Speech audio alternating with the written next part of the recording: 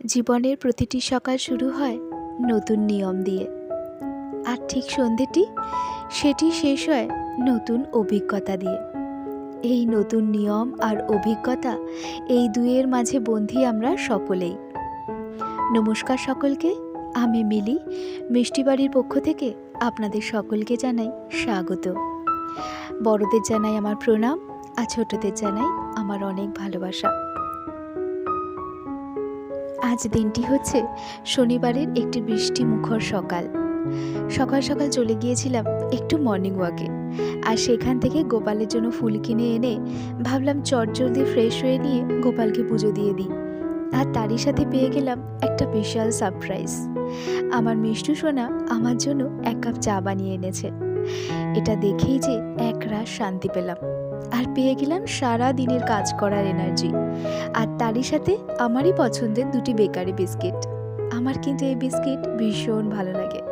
দাঁড়ান একবার খেয়ে দেখি কেমন হয়েছে চাটি। বাহ, দারুণ হয়েছে। যেমন দেখতে সুন্দর হয়েছে না, খেতে তার থেকে অনেক বেশি ভালো হয়েছে। আর ভালো যে হতেই হবে, আমার মিষ্টু মায়ের হাতের ছোঁয়ায় তৈরি এই চা, তা কি আর খারাপ হতে পারে বলুন? তবে চলুন মেয়ের হাতে বানানো এই চাটি খেয়ে তারপরে চলে যাই রান্নাঘরে, চলে আসি আবার রোজকার নিয়মে। আজ টিফিনে আমরা খাবো বাটার টোস্ট।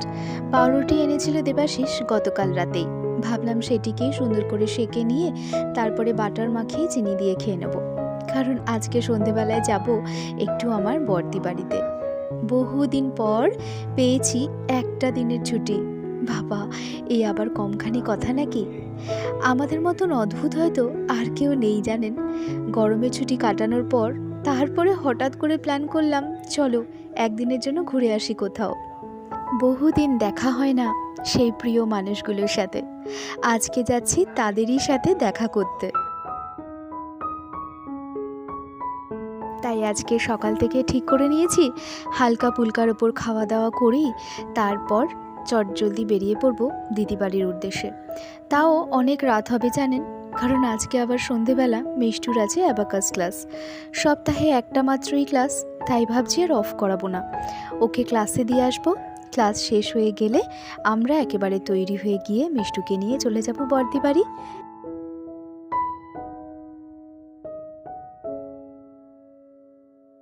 তবে জানেন, মাখন দিয়ে এই স্লাইস পাউরুটির থেকেও আমার বেশি ভালো লাগে ওই যে কালো পোড়া মাথাওয়ালা যে পাউরুটিগুলো আছে সেগুলো খেতে। আমার তো ভীষণ ভালো লাগে। আর ওই পাউরুটির কিন্তু একটা আলাদা স্বাদ আছে। কিন্তু এই আজকালকার fascination slice bread, brown bread. আর এই দেখুন আমার সুন্দরী কত সুন্দর ফুটে আমার বাগানে শোভা বাড়ি দিয়েছে। তবে আজ আর দেরি করব না, চলে এসেছি একেবারে রান্নাঘরে দুপুরের রান্নাবান্না নিয়ে। দেবাশিস খানিকটা চিংড়ি মাছ নিয়ে এসেছিল, তো কিছুটা রেখে দিয়েছি ফ্রিজে, পরের দিন একটু পটল চিংড়ি বানাবো। তবে আজকে আমি বানাবো ঝাল চিংড়ি। যাদের ধরুন এই বর্ষার দরুন বেশ ঠান্ডা ঠান্ডা লেগে যায়, মুখে কোনো স্বাদ থাকে না, কোনো খাবার খেতে ইচ্ছে করে না, তারা এই রান্নাটি একবার খেয়ে দেখবেন বানিয়ে। দারুণ লাগবে, অসাধারণ লাগবে। ছোট থেকে বড় সকলের প্রিয়, এটুকু বলতে পারি, ঝাল চিংড়ির রেসিপি। তবে চলুন টুক করে শেয়ার করে ফেলি। সবার আগে চিংড়ি মাছগুলোকে ভালো করে ধুয়ে মুছে রেখেছি। এরপর কড়াইতে সর্ষের তেল গরম করে দিয়ে দিয়েছি খানিকটা সাদা জিরে। চটপুট করে ফুটে এলেই তারপর দিয়ে দেব বেশি করে কাঁচা লঙ্কা কুচি।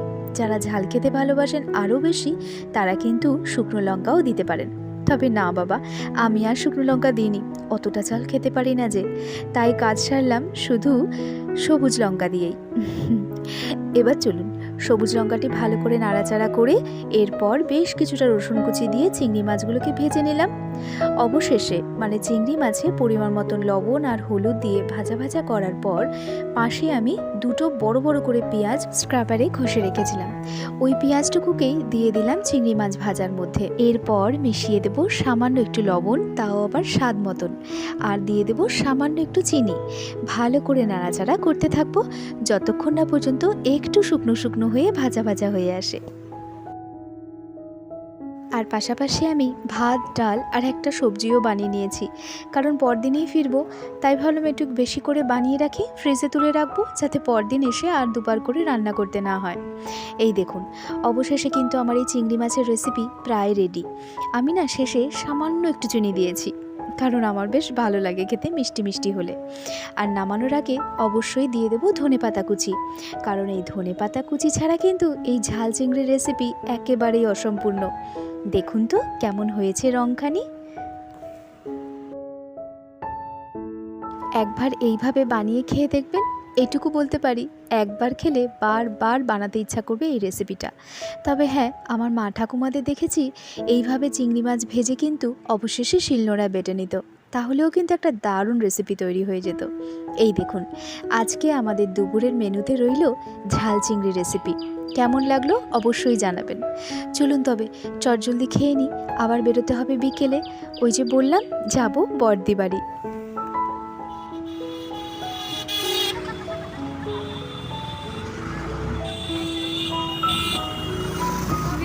ভাগ্যিস বললো তাই।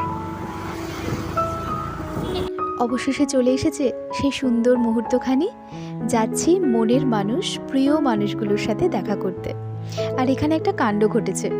অনেকক্ষণ ধরেই আমি ক্যামেরাটি ধরে আছি, ভাবছি ভিডিও করছি, কিন্তু হায় ভগবান, আমি ভিডিওর সুইচটা যে অনই করিনি। তারপর অবশেষে মিষ্টু বলল, তুমি কি ভিডিও করছো, দেখো তুমি অনই করনি। যাক, অবশেষে ভিডিওটি অন করা হলো এবং আপনাদের জন্য সুন্দর করে এই বাগুইহাটিতে বিধাননগর যাওয়ার রাস্তাটা শ্যুট করলাম, কারণ এই রাস্তাটা আমার ভীষণ প্রিয়। আর ওই যে লোকাল ট্রেনের সেই ঝাল ঝাল মিষ্টি মিষ্টি লজেন্স মনে পড়ে, আমার তো ভীষণ প্রিয়। তবে আজকাল জানেন ওরকম মিক্স করা লজেন্সের প্যাকেট পাওয়া যায় না, তাই আমি আমার মায়ের জন্য এই লজেন্সটা নিয়ে নিলাম। আর বড়দি বাড়ি এসে পেলাম বিশাল বড় একটা সারপ্রাইজ। দেখেছেন, এটি হচ্ছে একটা বড় ব্ল্যাক ফরেস্ট কেক। না না, কোনো দোকান থেকে নয়, এটি বানিয়েছে আমার মেজদি। 2 মাস আগেই শিখেছিল জানেন।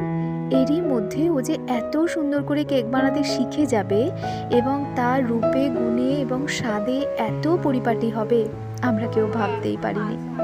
যাই হোক, মেজি রানা এই কেকটি দিয়ে আমাদের এই সন্ধেটি একেবারে জমে গেল। একেই বলে ভালোবাসার মানুষ, মনের মানুষ। তবে হ্যাঁ, বহু প্রতীক্ষার পর পেয়েছি আজকের এই শুভ দিনটি। প্রায় মাস 7 থেকে 8 পর আমাদের সকলের সাথে একসাথে দেখা হচ্ছে। তাই চাই এই 24টা ঘন্টা মনের মণিকোঠায় তুলে রাখতে।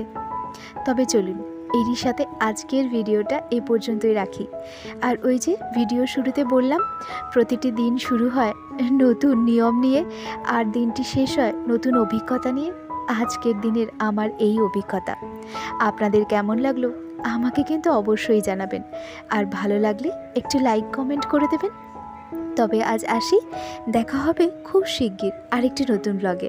সবাই ভালো থাকবেন, সুস্থ থাকবেন, সাবধানে থাকবেন, আর ভালোবেসে পাশে থাকবেন মিষ্টি বাড়ির।